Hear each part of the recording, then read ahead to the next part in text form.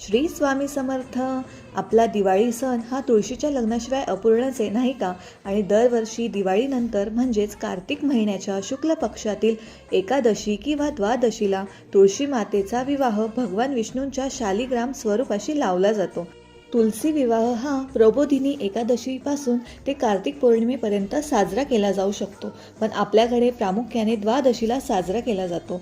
या दिवशी तुलसी मातेला नवरीप्रमाणे सजवून तिचे लग्न भगवान विष्णू स्वरूप शालिग्रामाशी लावले जाते किंवा आपण बाळकृष्णांच्या मूर्तीसोबत सुद्धा लावू शकतो. तुलसी मातेला लाल चुनरी, बांगड्या, सिंदूर अशा सौभाग्याच्या गोष्टी अर्पित केल्या जातात.